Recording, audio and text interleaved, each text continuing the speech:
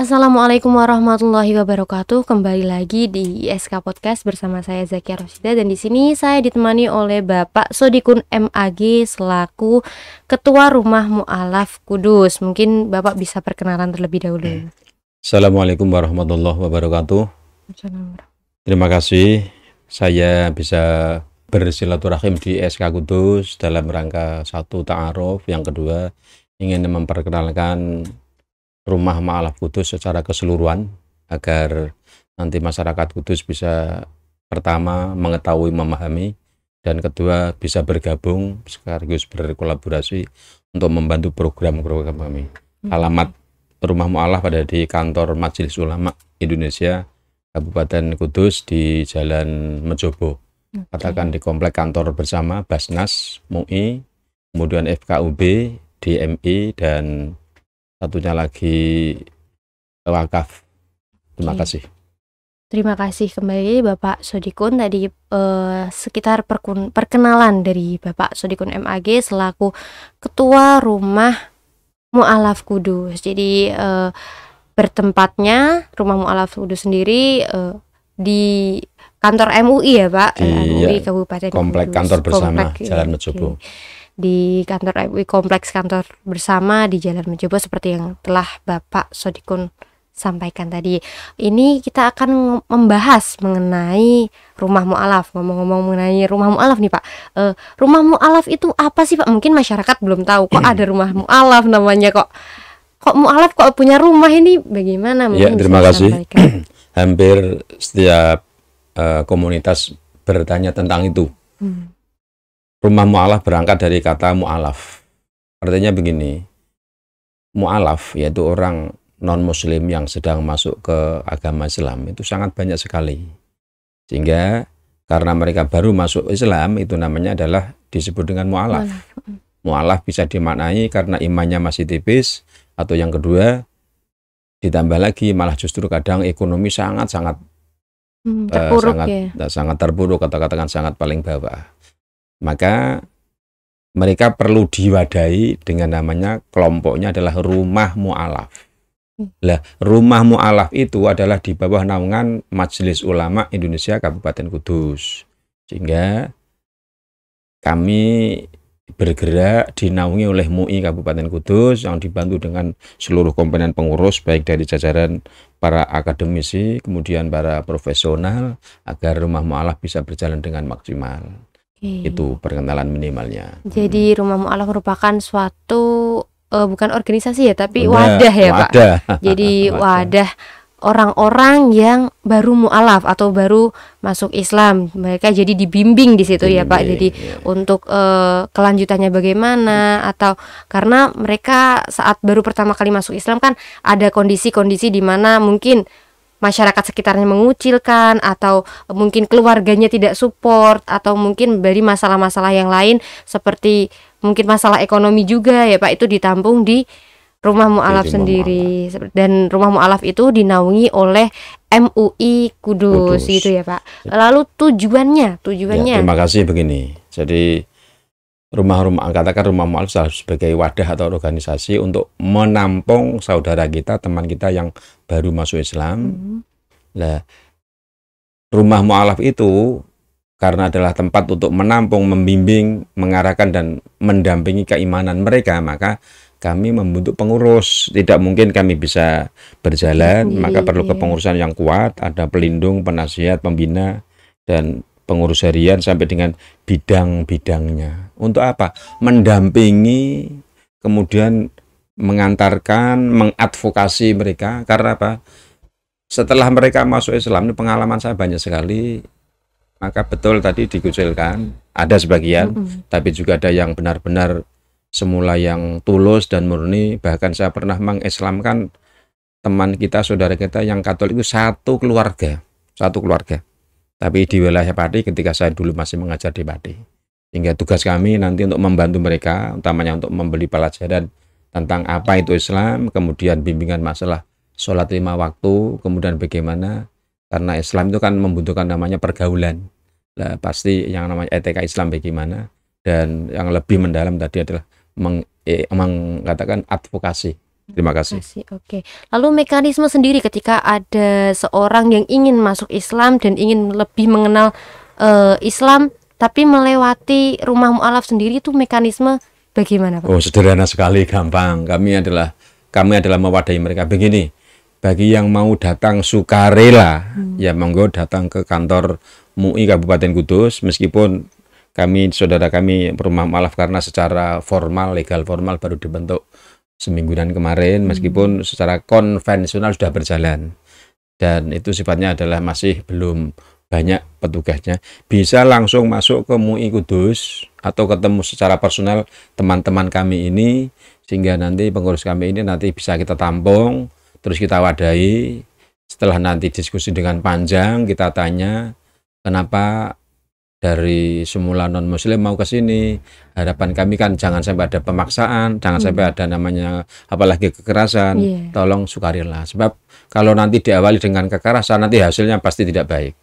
Oleh karena itu, setelah dia oke dan yakin, harus kemudian kita mengislamkannya. Nanti kita bacakan syahadat di kantor urusan agama sesuai dengan wilayah masing-masing. Kalau contoh dari kecamatan kota, ya nanti diislamkan di KUA kota dan seterusnya. Terima kasih. Lalu sebuah namanya menampung orang-orang mu'alaf, apakah rumah mu'alaf sendiri mempunyai program, Pak? Kalau mempunyai, apa saja programnya? Alhamdulillah, kita hanya program kemarin sudah diarahkan, selain diarahkan dari Pak Bupati. Yang pertama kan mendampingi pembelajaran tentang pemahaman Islam. Itu dulu yang pertama. Dan yang kedua, setelah mempelajari itu berarti nanti kan diajak bareng-bareng melatih katakan ibadahnya secara Islami. Yang kedua, rumah mu'alaf Kudus yang berada di bawah naungan MUI sudah mulai berkolaborasi dengan Basnas, Badan Amil Zakat Nasional, di mana di dalam Basnas itu kan ada hak-hak mu'alaf. Lah kami secara materi nanti bisa dibantu lewat sana. Begitu. Jadi program-program yang sudah berjalan itu tadi, dan juga sekarang sedang bekerja sama dengan Basnas begitu ya Pak, agar ada hak-hak yang harus diterima oleh mu'alaf itu bisa tersampaikan lewat Badan Amil Zakat Nasional, seperti itu ya Pak. Lalu apakah ada rencana lanjutan mengenai rumah mu'alaf ini? Program lanjutan atau rencana lagi? Begini ya, dari aspek teologi keimanan, yang disebut mu'alaf itu biasanya rata-rata kita dampingi selama 2 tahun. 2 tahun. Insya Allah kalau 2 tahun kita sudah ta'aruf, berkenalan, kemudian sudah kita bimbing, insya Allah namanya iman Islamnya sudah mulai bisa tumbuh berkembang. Dan dia sudah bisa mengawali diri. Kalau nanti ada permasalahan, bisa ketemu lagi dengan kami sebagai pengurus rumah mu'alaf. Apalagi bahkan kalau mungkin ada hal yang bersifat masalah hukum. Karena mereka masuk Islam ini kan faktornya macam-macam. Tidak semuanya masalah ekonomi. Ada yang namanya juga memang dia mendapatkan hidayah secara secara revolusioner tanpa tiba-tiba. Karena sekarang banyak orang-orang masuk Islam ini penyebabnya macam-macam. Saya punya beberapa catatan terkait dengan sebab-sebab mereka dari non-muslim pindah ke Islam. Ya, sehingga nanti kita itu. Kemudian yang paling berat itu memang mengadvokasi. Kalau dulu dia ini, contoh ya ini, kalau di sekolah, kebetulan saya ini adalah pernah menjadi guru hampir 40 tahun, sehingga anak-anak yang semula non-muslim ini kan nanti kan identitasnya dirapatkan juga diganti. Kemudian nanti di ijazah SMP-nya dulu meskipun berikutan nanti sudah dibantu diuruskan. Apalagi nanti kalau dia adalah di SLTA, begitu. Karena identitas itu kan apalagi menyangkut nama, tempat tanggal lahir, orang tua, termasuk agama. Ini dalam hal ijazah katakan identitas apapun sangat mendasar lah. Maka ini kita mengadvokasi. Oke, jadi akan ada namanya identitas, semua identitas itu akan dibantu oleh pihak rumah mu'alaf sendiri untuk mengubah yang mulanya non-Islam menjadi Islam, dari mulai ijazah, KTP dan semuanya itu dibantu oleh rumah mu'alaf seperti itu. Untuk saat ini dari awal rumah mu'alaf berdiri sampai sekarang, apakah ada kendala-kendala? Kendala pasti ada Pak. Apa aja sih kendalanya? Ya, kendalanya itu biasanya begini, namanya semula adalah seagama, seiman dengan orang tuanya, keluarganya, bahkan lingkungannya, kok spontan dia pindah. Pasti contoh yang kami alami ketika mereka pindah itu biasanya satu contoh dikucilkan keluarga. Itu pasti. Sebab saya menggambarkan sendiri, seandainya saya sebagai seorang muslim, anak saya pindah ke sana juga pasti sedikit begitu. Ini adalah karena hak orang tua. Oleh karena itu secara pelan-pelan nanti dibantu. Sebagai contoh, ada salah satu orang di Kudus, katakan kebetulan saudara kita yang di luar kota, bekerjanya di Kudus, dan sampai saya tanyakan, dia datang ke rumah saya minta dibimbing. Saya mau saja membimbing, tapi saya bertanya, sebenarnya maksud Anda masuk Islam itu apa? Jangan sampai nanti di luar saya nanti dianggap menjadi provokator dan macam-macam. Saya tidak mau. Saya sebab tahu aturannya. Al-Quran mengatakan tidak ada paksaan untuk masuk ke dalam agama Islam. Tetapi kalau sudah masuk, ya mari aturan dan norma yang berlaku di sana harus dipatuhi. Tidak boleh main-main. Nah, akhirnya dia menunjukkan karena ya itu antara lain bisa karena faktor pernikahan. Tapi ada latar yang banyak sekali itu. Saya tahu, oh, kalau begitu memang sebaiknya panjenengan masuk Islam. Tapi jangan sekarang, belajar dulu sambil memahamkan orang tua. Sebab bagaimanapun dan siapapun orang tua kita ini tidak boleh ditinggalkan. Agama apapun pasti mengajarkan anak harus menghormati kedua orang tua, apalagi Islam. Sehingga ternyata akhirnya sudah begitu sampai berhasil, kemudian diislamkan di Masjid Baitur Rahman Semarang.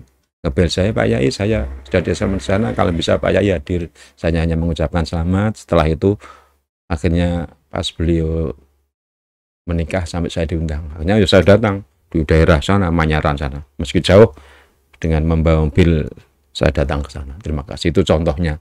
Yang di Pati juga ada. Ya, terima kasih. Monggo. Jadi kendalanya lebih ke perorangan ya, perorangan. Latar belakang yang berbeda-beda. Jadi bagaimana kendala tersebut, tapi sampai saat ini bisa teratasi ya Pak untuk kendala-kendala tersebut. Oke. Mungkin ada yang ingin disampaikan kepada masyarakat atau sobat ISK? Ya, sebentar. Masih ada contoh lagi ini. Jadi silakan. Penyelesaian masalah itu biasanya kami hanya mengedukasi secara personal dan kolektif bareng-bareng. Kalau bisa diatasi secara katakan secara mandiri, kami terima kasih, hanya membimbing secara katakan keilmuan, begitu tata caranya. Kalau toh sampai tidak bisa ya kita nanti membantu sampai selesai. Karena itu adalah kaitannya dengan hak-hak yang diatur oleh Undang-Undang Dasar 1945. Hak untuk beragama di sana kan semuanya ingin mengembangkan aktivitas keberagaman sesuai dengan yang diimani kan sebuah keharusan. Nah, maka saat itu perlu kami sampaikan kepada seluruh warga Kabupaten Kudus. Terima kasih, di Kabupaten Kudus sudah dibentuk namanya Rumah Mu'alaf. Adalah sebuah rumah organisasi untuk menampung saudara kita yang pindah agama maupun yang sudah beragama tapi imannya masih begitu kurang kuat. Kami bantu dan kami bina, termasuk apabila ada saudara kami yang mu'alaf, yang kurang mampu, bisa terus-menerus nanti berkomunikasi dengan Rumah Mu'alaf, dan kami nanti akan berkolaborasi dengan Basnas, Badan Amil Zakat Nasional, yang kebetulan saya adalah termasuk bagian dari pimpinan Basnas. Saya adalah ketua 3, wakil ketua 3 di Basnas Kabupaten Kudus. Oleh karena itu kepada warga Kudus, saya mohon dukungannya, dan apabila ada saudara kita yang beringinan masuk Islam, monggo jangan dihalang-halangi, tapi saya juga mohon jangan dipaksakan. Karena apa? Menyangkut masalah iman sangat-sangat sensitif dan sangat-sangat private. Dan adalah urusan pribadi. Ya, terima kasih. Itu yang saya sampaikan. Semoga dengan dibentuknya kepengurusan Rumah Mu'alaf bisa mendampingi, mengantar, mengadvokasi, dan membantu mereka agar bisa mengembangkan keimanan dan keislamannya. Terima kasih, mohon maaf. Kami mewakili pengurus Rumah Mu'alaf Kabupaten Kudus. Apabila ada tutur kata kami yang kurang berkenan, mohon maaf yang setul-tulnya, sekaligus mohon doa restunya. Terima kasih. Assalamualaikum warahmatullahi wabarakatuh. Waalaikumsalam warahmatullahi wabarakatuh. Oke, terima kasih Bapak Sodikun MAG yang telah disampaikan. Saya Zakia Rosidah di sini pamit undur diri. Wassalamualaikum warahmatullahi wabarakatuh.